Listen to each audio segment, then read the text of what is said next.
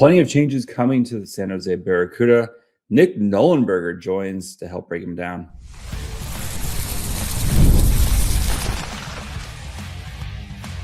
You're Locked On Sharks, your daily podcast on the San Jose Sharks, part of the Locked On Podcast Network, your team every day. Hello, my name is JD Young, and today's episode of Locked On Sharks is brought to you by FanDuel. Join all the action at FanDuel.com to play daily dingers and make your free pick on who's hitting a homer this MLB season. And today we have Nick Nollenberger, the voice of the San Jose Barracuda, making his annual visit, return to the podcast, where we're going to discuss all things San Jose Barracuda. We'll make some predictions, including who we think will lead the team in points and goals this season, as well as kind of talk about the expectations and some of the changes that went on with the Barracuda. As you see with AHL teams, there's always changes happening. But first, we'll get into kind of how the end of the season went for the Barracuda and kind of go from there. So let's get to it. And now it's become a yearly tradition. Nick Nollenberger, the voice of the San Jose Barracuda, joining us to get caught up on everything Barracuda. So how's it going, Nick? Life is good. Just trying to soak up the final little bit of summer, but definitely mentally preparing for what is to come. But yeah, it's a fun time of year, right? You just get that final little bit of sun, final little break, and then we're off and running for seven straight months. But I can't wait for the year and just having a great summer. So I'm doing great. Yeah, it does come quickly, and then all of a sudden, next thing you know, it's the middle of January, and you got 3 games in 4 days, and where has my life gone? That you start to question all your life decisions. But as we've done, we're going to kind of look back at the end of last year with the Barracuda, and we'll kind of look ahead. And I think the best way to kind of describe last year's Barracuda team is just the wheels fell off at the worst possible time for this team, right? I mean, you look at the defensive injuries that they suffered kind of in the last month of the season and go into the playoffs, and kind of feels like that was maybe a what if type of season for the Barracuda, right? Yeah, without question, it was a rough finish to the year. Luckily, the team had banked enough points at that point to get into the playoffs, which was a goal and is going to continue to be a goal, I think, for the organization up top with the Sharks and then trickling down with the Barracuda, where they want the Sharks to start pushing for playoff opportunities. But the last few years, it's been about the Barracuda. Get these young guys into the playoffs, get them into that situation, because you really can't mimic what is playoff hockey, even in the Calder Cup playoffs.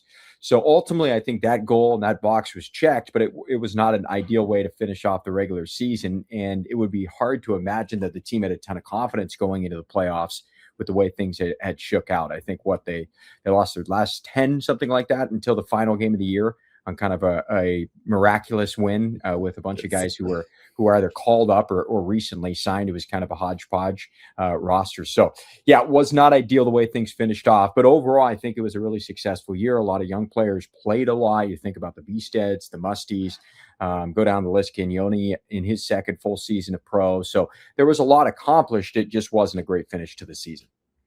Yeah, I mean, you look at that blue line, which was one of their strengths, and just kind of going down, then it's like you had basically it was Cagnoni and kind of everybody else that they're just trying to cobble together that was healthy. And even then Cagnoni gets called up at the last couple of games for the Sharks there.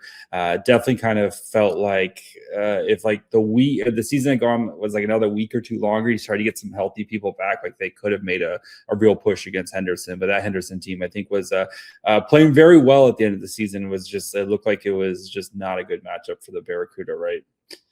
Yeah, without question. You had two teams basically going in different directions. I think Henderson from February on was the best team in the league in terms of winning percentage. I thought they were actually going to go farther than they did in the playoffs, but I think they ultimately lost to a Colorado team that was, they've been annually a very, very good team. You've been waiting for them to kind of make a run. So yeah, it wasn't the best of matchups in the first round, but you're exactly right. The AHL is so unique in that way because you're getting kind of pulled and pried at from different directions. At the end of the year, you've got to bring in some young guys, whether it's college guys signing, and you want to get them in the games. Then you get guys getting recalled. If you're an NHL team that's pushing for a playoff spot, maybe an injury happens, and then all of a sudden you need to call up the the best defenseman on your quote unquote minor league team. There's so many factors, injuries, recalls, players coming in, the fluidity of the roster. It's really incredible how many bodies we have at times, especially down the stretch. We'll get so many guys in from college and from junior, plus the team you have. So it gets a little bit wild. In fact, we've had several years where there wasn't enough room in the locker room, and they basically have to build out like kind of a makeshift stall. There's 4 or 5 guys sitting on an island in the middle of the room, and that's kind of the norm in training camp and at the end of the year. So yeah, it's wild how it works. You just never know. And that's why it's almost impossible to predict year to year on who's going to be good in the league, who's going to be one of those teams that you envision can go a long, long ways. It's about as predictable as the ocean. I mean, it's just incredible how the AHL works. Other than Hershey. Never know. So who's going to be good, who's going to go on a run, who's going to be healthy. That's part of the fun too, but there's almost no way to predict what's going to happen. I was going to say, other than Hershey, who's always good every year, no matter what. Those blue blood franchises, right? Yes. Chicago, I don't think anybody predicted them to go all the way to the finals this year, but annually they're in the mix. You're exactly right. There are those franchises that somehow find a way every year to be pretty competitive. But generally speaking, you just never know. So, I mean, as life in the AHL, there's always a lot of changes. And the Barracuda went out and they added some big-time AHL players this year. Alex Barre-Boulet, Ty Felhaber, and Brett Leeson to kind of help replace some of the veterans that they lost. So kind of maybe if AHL fans or hockey fans don't know who these guys are, kind of speak to some of these guys for us. I know you've already kind of talked to them a little bit. Well, you're a big football fan, so you can probably equate it to taking a player out of the division, maybe somebody out of the AFC East, not on the Dolphins, comes in. It's always nice when you pluck from a rival team or a team within division, and that's what the Barracuda were able to do twice with Alex Barre-Boulet, who's really an elite sniper at the AHL level. This is a guy you can probably plug in for a minimum of 25 goals. He's got, I think his first year a pro, this was 8 or 9 years ago, I think he scored around 35. So he has it in him to be really a major threat. So he'll be a really nice piece. He'll probably push potentially for some games up top with the Sharks, but he understands his role while in the AHL, trying to be a leader and trying to be a really productive guy. And then his teammate, his running mate, Ty Felhaber, who we've seen a lot in the Pacific Division over the last couple of years. Before that, he was in Texas for a little. He's had a really unique path. He started as an undrafted player on an NHL contract and then was not re-signed, ends up going down to the ECHL, dominated that league, comes back to the American Hockey League, kind of found a home, was able to stick, and then gets a couple of games in the NHL 2 years ago with the Colorado Avalanche. So he's got a really unique story. He's a really hardworking guy. He's going to get in your face. He's going to add a little bit of sandpaper to the Barracuda lineup. And then in talking to Alex Barre-Boulet, I had him on for a podcast a few weeks ago. He said, you're going to love Ty Felhaber because he is outgoing. He is the funnest guy in the room. He's going to bring everybody together. And, you know, that's what the organization is looking for, is good people that can galvanize the group, understand what their role is while still pursuing the dream of playing in the NHL. So you're able to take not only 2 guys away from your rival team, but also bolster your own lineup. So I think there's a huge bonus in that. And then you mentioned Brett Leeson, a guy who's played in the NHL, as a big body. He's going to add some size to your lineup and will push, I think, with the Sharks as well. So, you can go down the list. That's at the 4 position. Roland McEwen was a guy they brought in on a 2-year AHL deal, so he doesn't impact the number of contracts you have with the Sharks, which I think is always a bonus. A veteran guy who can move the puck. So those are just a few names of new players who will be joining this team. So certainly a productive offseason, I think, when it comes to Mike Greer and Joe Will and what they wanted to accomplish with their AHL group. And now it's all about the young guys too. Can they take the next step? Can they push for NHL opportunities? We'll see how things shake out come training camp. All right, before we continue with Noli, we break down some of the changes, including the goaltender changes. Just need to take a quick break.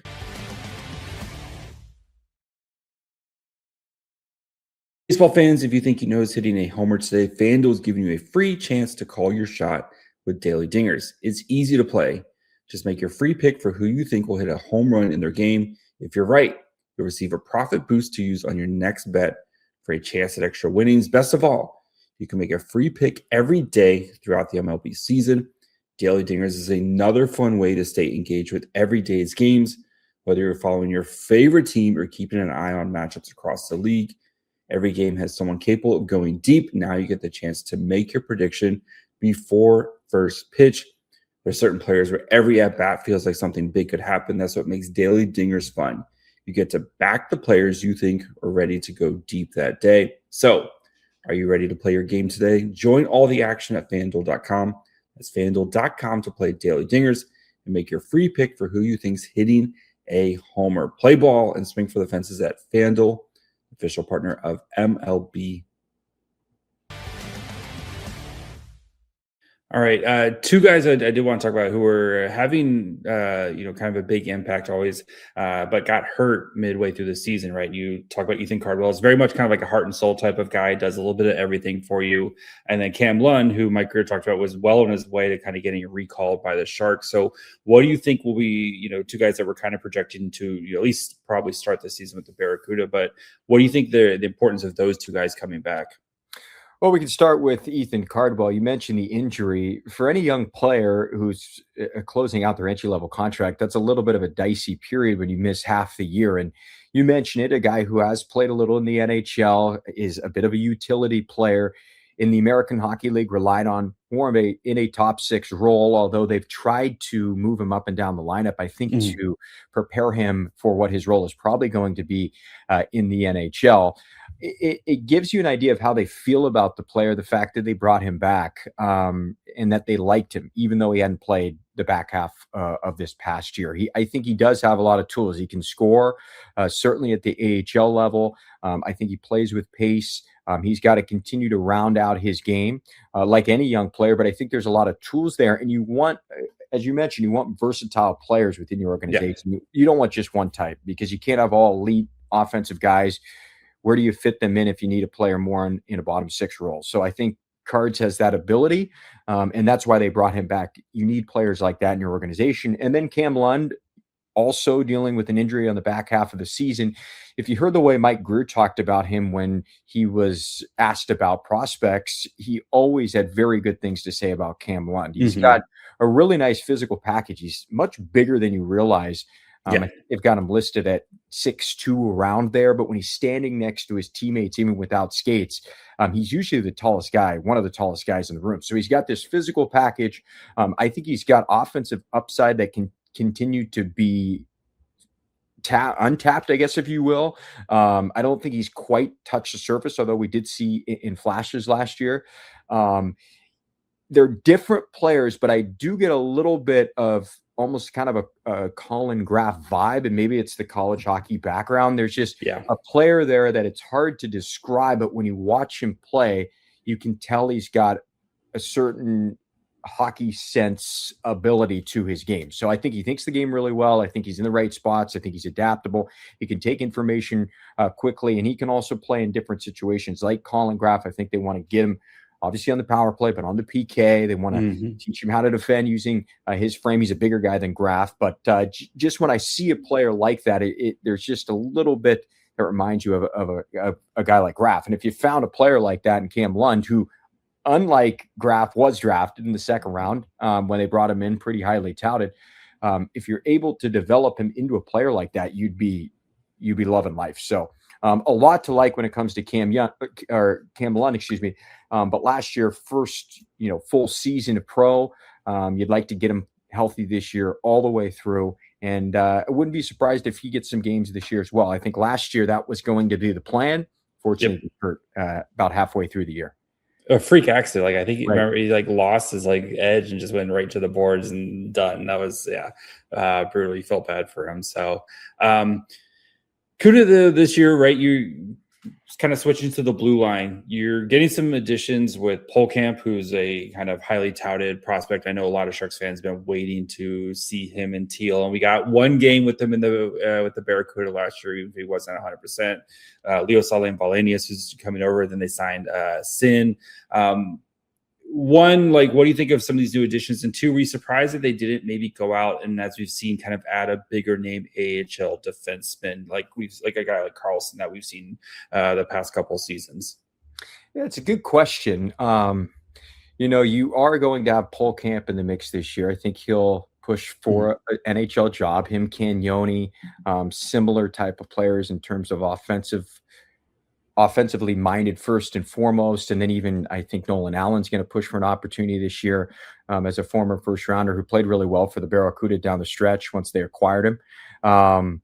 Yeah, it's going to be really interesting. I think that's one of the topics of training camp is where do things shake out in terms of which guy is going to make the Sharks on the back end. I do like there's pros and cons to bringing in veteran players. The pros are they're going to help your AHL team. They're going to help you in the room. They're going to show these young guys what it takes to be a pro. But they also are going to maybe block opportunities and take minutes away from a young player. I think there's positives to both having a veteran guy there and also not. So it gives you an idea of what I think. Sometimes you just look for indications on how they feel. Maybe there wasn't a good fit out there, but also maybe they want to see these young guys and they want to give them the chance first and foremost to succeed. So it'll be really interesting how things shake out. But I do believe that's one of the biggest storylines going into this training camp is who can separate from the pack. Can Cagnoni steal one of those jobs? This is his third year. This feels like a really important time for him. Does Eric Polkamp come in and just impress right off the bat like he's done over the last couple of years in college? So we'll see. It's going to be fun. I think that's certainly something that I'm looking out for, and we'll see how things shake out. Yeah, I mean, we'll kind of stick with some of these potential, I call potential graduate players, right? Cagnoni sticks out as like the number one guy, especially because the Barracuda or the Sharks didn't really go out and add that like number one power play quarterback guy. We've seen what Cagnoni has done in the AHL the last 2 seasons, right? 2 years ago, the number one power play. Last year, they fell to the number 2 power play in the league, and a lot of that was because of Cagnoni and his ability. You have Nolan Allen, right, who feels like a nice kind of 6'7" type of defenseman in the NHL, and then Igor Chernyshov, who I think I know the Sharks added some more pieces on the forward group, but I think all 3 of those guys should be potential graduates for, if you're kind of trying to pencil it in right now, feel like potential graduates. Yeah, I would totally agree. I think Chernyshov last year opened a lot of eyes with the player he is. He's a stud. Right off the bat, you could tell he did not stick out in a bad way at all. And they put him right at the top of the line, and he was able to play at the pace that Celebrini needs. And I don't anticipate we see him too much in the AHL, if at all. Things when guys are on entry-level deals, there is potential that something like that happens if they just need to move a guy and need roster flexibility. But, generally speaking on where he is at, I think as a player and his potential and his toolkit, we will not likely see him in the American Hockey League, which is outstanding. I mean, what a great bonus for your organization. You talk about all these guys drafted in the first round. Well, now you've got a young player who was drafted, probably should have been in the first round, but ends up should have been a first round if fully invested in some sunscreen at some point. But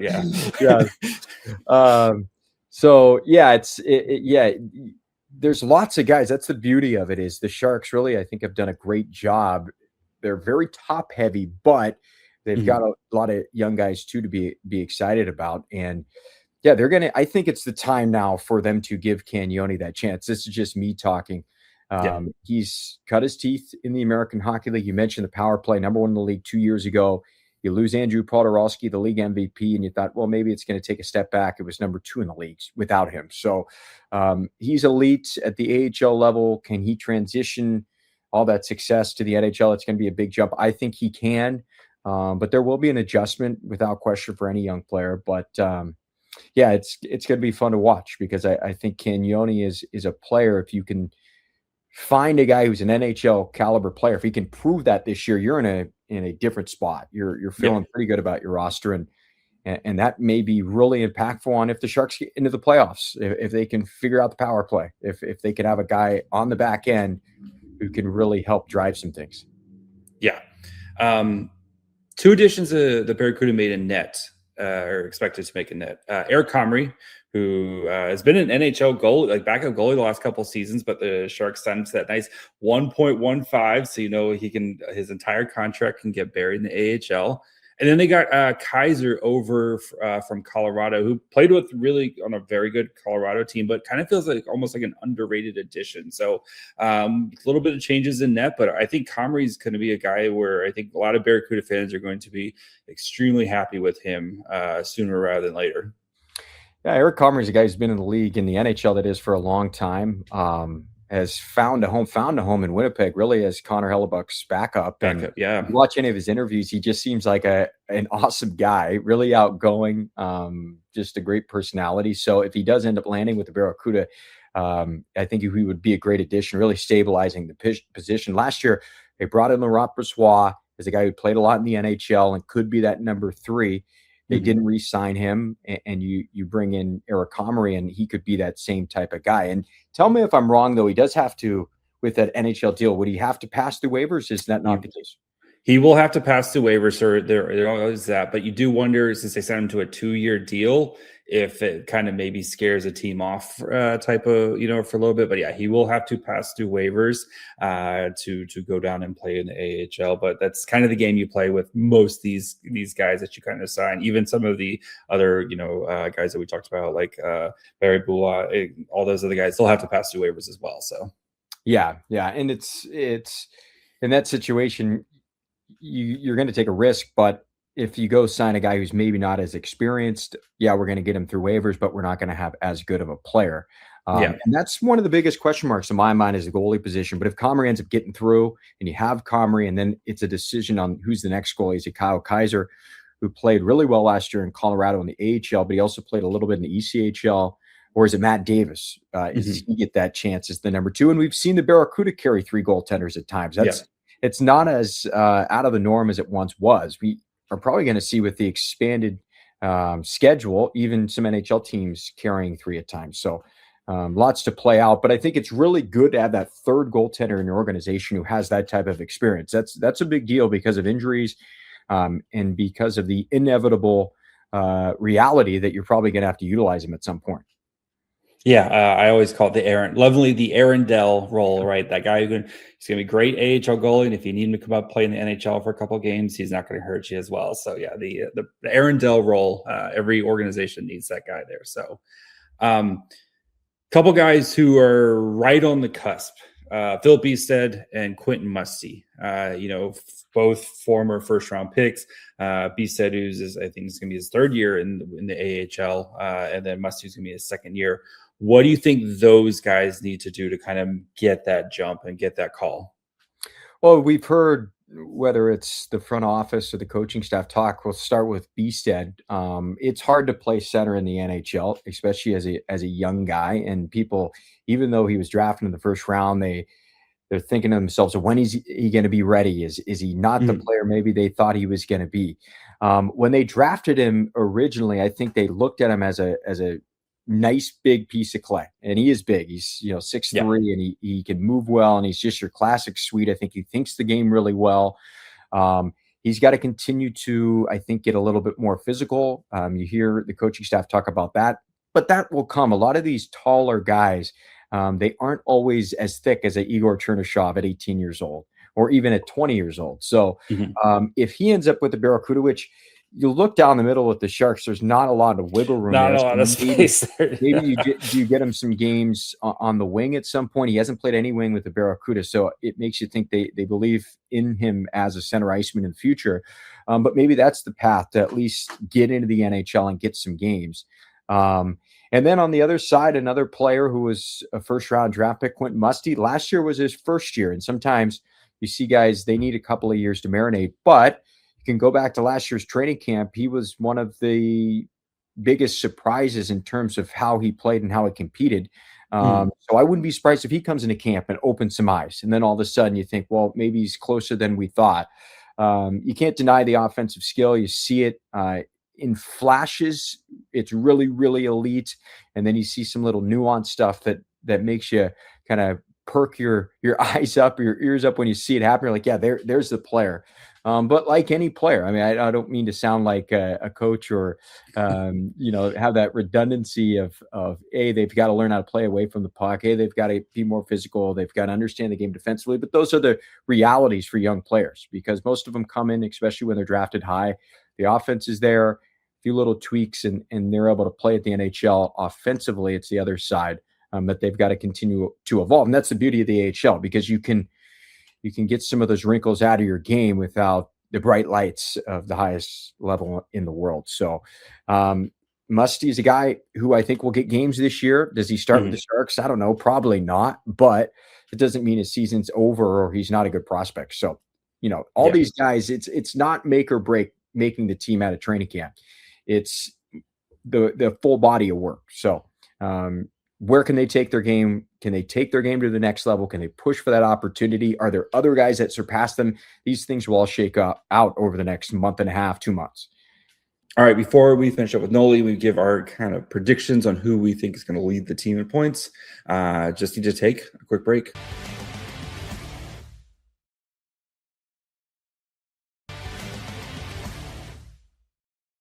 All right, of course, thank you for making Locked On Sharks your first listen. If you haven't checked out the Everyday Club, now is the perfect time to do so. With the season right around the corner, $5 a month, you get ad-free episodes of Locked On Sharks. Plus, you also get an extra bonus episode every week during the season, access to our Discord channel, and more. So go check it out at lockedonsharks.supercast or click the link in the show notes to learn more.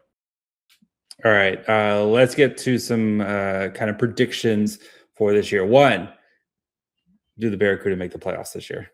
I think yes, absolutely. My only question mark again is the goalie position. But if Eric Comrie is your goalie, I think you're just fine. And even if he isn't in the organization, I think the team in front of the goalies are going to be and will be good enough. But that will be a big question, is the goalie position. But I think yes, absolutely, this is going to be a playoff team. And can they make some noise once they get there? That's going to be the big question. Long ways away from spring when we saw last year the wheels fall off the cart a little bit. But yes, on paper, without question, this is a playoff team. Yeah, I think so too. I think assuming Comrie's on the Barracuda, for me, the big question, I think, is the young defense. How quickly can those guys mature, especially when you have a lot of guys who are going to be playing their first full year of pros, or at least North American pros for some of these guys, but first year over here and first year in the AHL. I think that's my big question, is how quickly. But we've seen this front office be aggressive, right? I mean, you think back to the Allen deal and where they brought in Nolan Allen and they brought in Brossoit, where they feel like if they need to add somebody, we know this organization will do that as well. So yeah, I'm right there with you. I think this is a playoff team. So who is the leading goal scorer for the Barracuda? That's a good question. I mean, you can just go back to his career, and it's probably going to be Alex Barre-Boulet. I mean, just the way he's able to fill it up. He joked with me. I asked him, were you surprised when you weren't drafted? This was a long, long time ago. He said, no, it's not a very good combination to be small and slow. But I don't believe that's the case. When you watch him play, he has a lot more pace than maybe he gives himself credit for. He's not a very big guy, but he has the offensive instincts and ability to score. So, let's pick a new guy. Alex Barre-Boulet is my guess. All right. Yeah, I can see that one. I think Musty's going to be right there too as well. So last year for the points, Philip said led the team in points with 60 points. Does he do it again, or is it somebody else? It's a good question, because if he ends up getting games in the NHL, he's not on your roster. So it's so hard to predict these things. Look at last year with Phil. He took a huge step offensively. You hoped he would have done what he did, but there's just no way to know. So let's see. We'll go. I'm looking at our roster here really quick. Let's go Ethan Cardwell. We'll go Ethan Cardwell. Switch it up a little bit. He led the Barracuda his first season. So that was 3 years ago in goals, and was near the top, I think, in points too. So he's got the ability. We'll go Ethan Cardwell for fun. We'll switch it up. I'm going to go Jimmy Huntington. I think Huntington, second year off the injury, he was, I think, a big surprise last year. I think Huntington's going to, and especially if he gets called up, I think Huntington's going to get a lot of big time minutes there. So give me the wild card, Jimmy Huntington. I think he leads the team in points. So, all right. Next question. Who represents the Barracuda at the All-Star game in Cleveland this year? All right, let's look at the roster again here. We got a lot of new faces here, so you got to forgive me. All-Star, let's go. Well, they always, the AHL, whether they admit it or not, they do like to pick guys with some pretty high draft pedigree. Not always the case. But let's go. Last year was Cam Lund, who ultimately represented the team. Let's go. It's a good question. Sorry, I'm taking so long. You're fine. Well, if he's leading our team in goals, let's just we'll go ABB again. Alex Barre-Boulet will be my choice. I like that. I'm gonna say Polkamp. I think Polkamp comes in. I think he's does a good job filling in the Cagnoni role. I think Cagnoni probably should have been an all-star at some points in his 2 years, but I think Polkamp gets a chance to shine for the Pacific. So that's my guess. But I can see ABB as well. So, all right, give me one bold prediction, whatever it is. I'll start. I'm going to say Quentin Musty's on a 30-goal pace for the season. 30-goal pace for the Okay, that's a good one. Trying to think if it would have been 2 years ago. Have the Barracuda off the top of your head? Have they had somebody who scored 30 goals before? I think Podorowski was right there. Gushin had 30 goals. So. Gushin. Okay. Yes. That's a good one. Let's see. Yeah, you said that Eric Polkamp was going to be an all-star. I think that Polkamp. Sorry, good. Oh, wait. Sorry, Podorowski had 30, Gushin had 28. My bad. I was pulling it from 2 years I knew ago. It was back-to-back years. Both those guys had really productive years. This is tough, but put me on the spot. We'll go Polkamp. Polkamp sets the single-season franchise record for goals as a defenseman. I think that would be 15. I think you would need 15 off the top of my head, but that's my prediction. That I could see that too. A kid just put up 18 in college. I could see that very much. So, all right. The Ostapchuk Award. Who gets called up early in the season and we never see him again? Let's see. Again, we'll go through our roster here. There just is not that much wiggle room. The Sharks roster is much tougher to crack this year than it has been over the last couple of years. So. Which is right. It's good. It's good. It is a good thing. I think, guys, they want to make the NHL and ultimately they'll stick in the NHL if it's based off merit. And I think that's going to be the case this year. Let's see. Well, I would say if Luca Cagnoni ends up starting with the Barracuda and then gets an early chance, I would say him. It feels like the path to the Sharks this year is on their blue line. So let's just say one of the three. I'm going to cheat a little bit. One of the three, Allen, Cagnoni, or Polkamp. If one of them is to start with the Barracuda and then gets called up, we won't see them again. So that is I just totally didn't answer your question, but that's my prediction. It's okay. No, I like that. I think, the blue line there. I could also, a guy we talked about earlier, if Ethan Cardwell has a really nice start and they – maybe the Sharks dealing with an injury on the bottom six. I think Cardwell could come in and be, kind of take a job there. He never goes back. I could totally see that as well. So, all right, we'll get you out of here on one more dumb question. So the Barracuda kind of announced some of their promotional nights. What is your favorite promotional night? Okay, I was prepared for one of your questions. I thought you might ask this. So my answer this year, and it's the first time we've done it, October the 10th, we've got Oktoberfest. That includes Bavarian hats to the first 2,500 specialty jerseys. If you hadn't guessed, with the last name Nollenberger, I do have some German heritage. I have never been to Germany. I've been to a couple of Oktoberfest parties, and they were fun. So I'm looking forward to that. That sounds like a blast. I don't have a lederhosen, but I may have to look into purchasing one. I think you're going to need one for the broadcast. That might also be your most fun broadcast, especially if you get into the spirit before. We might need to call Randy in to come substitute at some point. But yeah, we might. Yeah. Really quick, Cars Night on the 7th. Is that like Lightning McQueen cars? I believe it is. It is. Yes. So that was the other one I was kind of looking at as being one that'll be a lot of fun. So yeah, we've got a great promotional schedule. We have some of the returning nights like Cuda Mania, which has been a great success, and Tigres Del Mar, and some of the games we've had over the last few years, but fun to have some new ones as well. So give a shout out to Kaylee Schmidt, who oversees our marketing department, does an awesome job. And yeah, they've been hard at work, and the schedule's out. Now the promo schedule's out. So that's the fun. That's when you can start circling games and seeing which games you want to come to. So, oh, I know. I feel like this was like made specifically for me with something like you have the Cars night, you have Jurassic World night, we have Pop Punk night, which I think is going to be a blast. Yeah.